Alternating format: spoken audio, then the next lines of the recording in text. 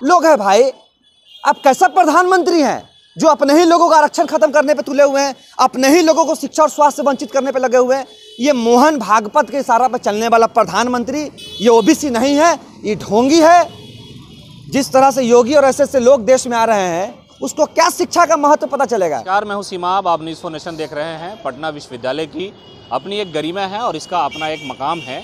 यहाँ से बड़े बड़े लोग राजनीति से लेकर के दूसरे क्षेत्रों में नाम रोशन किया, लेकिन एक विश्वविद्यालय के नए फैसले से छात्रों में एक मायूसी और नाराज़गी है, इसलिए कि पूरे हिंदुस्तान में पटना विश्वविद्यालय का ऐसा एक लॉ कॉलेज है जहाँ सबसे कम पैसे में पढ़ाई होती है और गरीब छात्र LLB करके फिर अपनी ज़िंदगी की नई शुरुआत करते हैं। लेकिन पिछले दिनों विश्वविद्यालय प्रशासन ने इस बात का ऐलान किया कि अब पटना यूनिवर्सिटी के जो छात्र आरक्षण के तहत पटना लॉ कॉलेज में एडमिशन लेते थे, अब उन्हें इस चीज़ का फ़ायदा नहीं मिलेगा, बल्कि आम छात्र जो कहीं भी रहें उनको अपनी सहूलत के अनुसार या यूनिवर्सिटी प्रशासन जो फैसला लेगा उसके मुताबिक अब उन्हें नामांकन दिया जाएगा। हम पटना विश्वविद्यालय के छात्र संघ अध्यक्ष और इस साल जो LLB के लिए एंट्रेंस हुआ उसके ये टॉपर रहे हैं मनीष यादव, उनसे हम जानने की कोशिश करते हैं आखिर मामला क्या है, विश्वविद्यालय ने क्यों ऐसा फैसला लिया है। देखिए,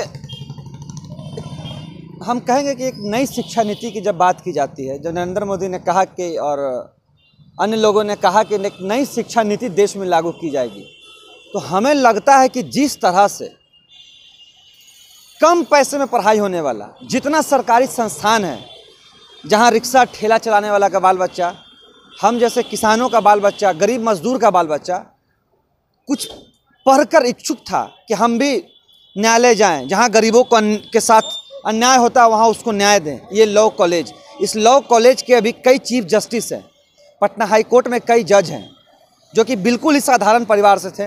तो एक प्रक्रिया चली आ रही थी कि गरीबों के बच्चे यहाँ से पढ़कर high court, civil court, supreme court में वकील बने। नई शिक्षा नीति जो आई, और ये पूरी तरह से सिर्फ पटना लॉ कॉलेज की बात नहीं कही है। पटना लॉ कॉलेज में सीटों को पिछला बार एक तो कम कर दिया गया, 320 सीटें हुआ करती थी, 120 सीट कर दिया गया। इस बार पटना विश्वविद्यालय से जो छात्र पढ़ते थे उनको लॉ करने के जो इच्छुक, उसका कोटा 55% ख़त्म कर दिया गया। अब देख रहे हैं यूपी में 79,000 शिक्षक बहाली निकली थी, उसमें दरकिनार किया गया, उसमें कोटा ख़त्म कर दिया गया OBC इन लोगों का। आप फिर देख रहे होंगे अखबार के माध्यम से कि OBC प्रोफेसरों का कोटा केंद्रीय विश्वविद्यालय में ख़त्म करने की बात चल रही है।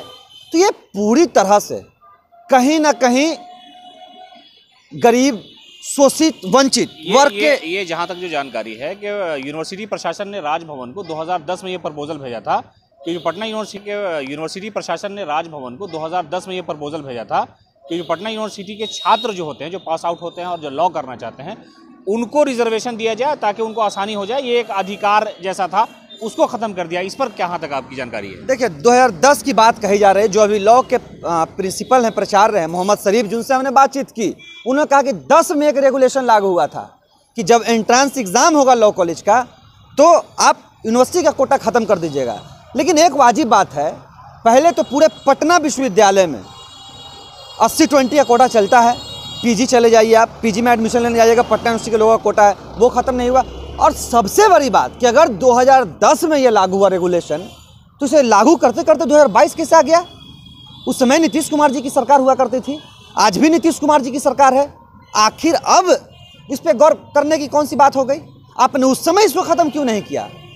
और कोई रेगुलेशन ऐसा नहीं है, मैं आपको बता दूं, उसका नोटिस कहाँ है, नोटिफिकेशन कहाँ है? ये पूरी तरह से अब गरीबों को विश्वविद्यालय से खींच के बाहर फेंकने के लिए कि कोई गरीब का बच्चा नहीं पढ़ेगा।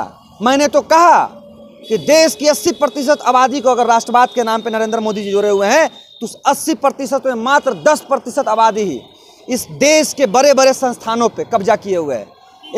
IIM हो, IIT हो, मेडिकल हो, इंजीनियरिंग हो, लॉ हो, उसमें अगर आप पढ़ने जाइएगा तो देखिएगा किस जात के लोग वहाँ काबिज हुए बैठे हैं। नहीं, आप जो कह रहे हैं, आप एक छात्र नेता है, पटना विश्वविद्यालय के छात्र संघ अध्यक्ष है, संघर्ष किया आपने, लेकिन एक बड़ी आबादी, तो ये हकीकत है कि आज BJP और NDA के साथ है। चाहे उत्तर प्रदेश का परिणाम आप देख लें, बड़ी आबादी का मैं आपको एक आकलन मैं बताता हूँ कि देश में 80% आबादी हिंदू आबादी आज साथ है उनके, मैं मुसलमान आबादी की बात नहीं करूंगा, लेकिन उसमें ओबीसी, एससी और एसटी, जिसे उनके सरकार आने के बाद ही विश्वविद्यालय से बेदखल किया गया, न्यायालय से बेदखल किया गया, सचिवालय से बेदखल किया गया, और लगातार हर जगह से आपने नीट का मामला देखा, ओबीसी आरक्षण खत्म। अगर वहाँ स्टालिन नहीं लड़ते तो देश में क्या क्रांति आती है इसके बगैर? क्या हम लोग पटना विश्वविद्यालय से आवाज नहीं उठाते तो एक ओबीसी का बच्चा डॉक्टर बन पाता? एक ओबीसी का बच्चा डॉक्टर नहीं बन पाता। आज इसी लॉ कॉलेज, ये लॉ कॉलेज में कौन पढ़ने आता है? जिसके पास पैसा है वो दिल्ली यूनिवर्सिटी जाएगा, चाणक्य यूनिवर्सिटी जाएगा, पटना यूनिवर्सिटी में लॉ करने वाला मात्र एक और एक गरीब का बाल बच्चा आता है, और उस पर भी रोक लगाने के लिए सरकार ने ये कदम उठाया है। बीएड की फीस बच्चा आता है और उस पर भी रोक लगाने के लिए सरकार ने ये कदम उठाया है। बीएड की फीस बढ़ोतरी आपने कर दी, जहाँ 1700 लगता था आप वहाँ कर रहे हैं 25,000 लेंगे। ये किस तरह का शिक्षा व्यवस्था है भाई? दिन ब दिन गरीबों को शिक्षा से दूर करने के लिए शिक्षा को महंगी करते जा रहे हैं, सीटों में कटौती करते जा रहे हैं, और लगातार ये नई शिक्षा नीति की एक शुरुआत है जहाँ से दलित पिछड़ा अति पिछड़ा।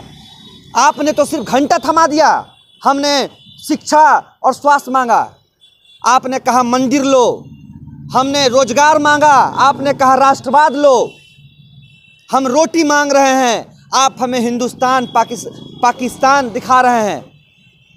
ये 6 और 10% आबादी ही बस नरेंद्र मोदी के लिए। आप जाके देखिए यूपी में कितने स्वर्ण जाति के लोग आज लोक प्रशासन विभाग में बैठे हुए हैं।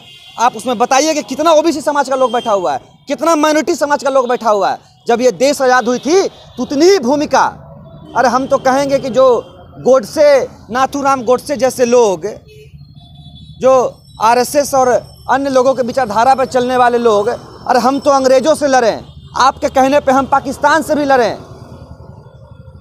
ये लड़ने के लिए सिर्फ हम ही आगे मिले हैं। लड़ने के लिए ये 6 और 10% आबादी वाले लोग क्यों नहीं आगे आते हैं भाई? हर जगह लड़ाई जो ओबीसी को उतारा जाता है, मुसलमानों को उतारा जाता है, ये लोग घर में क्यों बैठे रहते हैं? ये पूरी तरह से हमें शिक्षा से वंचित करके, हमें पूर्व की तरह, भाई स्पष्ट है, देश का प्रथम राष्ट्रपति दलित, दलितों पर शोषण क्या रुक गया? देश का प्रधानमंत्री ओबीसी, उसके दस्तखत से निकलता है कि ओबीसी आरक्षण खत्म किया जाएगा नीट में। ये कौन लोग है भाई? आप कैसा प्रधानमंत्री हैं जो अपने ही लोगों का आरक्षण खत्म करने पे तुले हुए हैं, अपने ही लोगों को शिक्षा और स्वास्थ्य से वंचित करने पे लगे हुए हैं? ये मोहन भागवत के इशारा पर चलने वाला प्रधानमंत्री ये ओबीसी नहीं है, ये ढोंगी है। जिस तरह से योगी और ऐसे लोग देश में आ रहे हैं, उसको क्या शिक्षा का महत्व पता चलेगा? खुद पढ़ा लिखा लोग नहीं है। ये पूरी तरह से शिक्षा विरोधी सरकार है और वंचित और गरीब विरोधी सरकार है।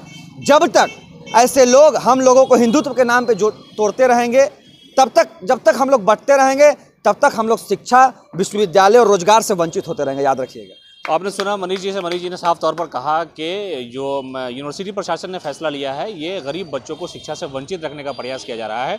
मामला यह है कि पटना विश्वविद्यालय ने पटना कॉलेज में पढ़ने वाले बच्चों उस आरक्षण को ख़त्म कर दिया है, जिसके तहत उनका एडमिशन कम कट ऑफ में या कम नंबर, कम मेधा सूची के आधार पर भी उनका LLB में एडमिशन हो जाता था। लेकिन अब शायद ऐसा नहीं होगा। अब बना रहे न्यूज़ नेशन के साथ।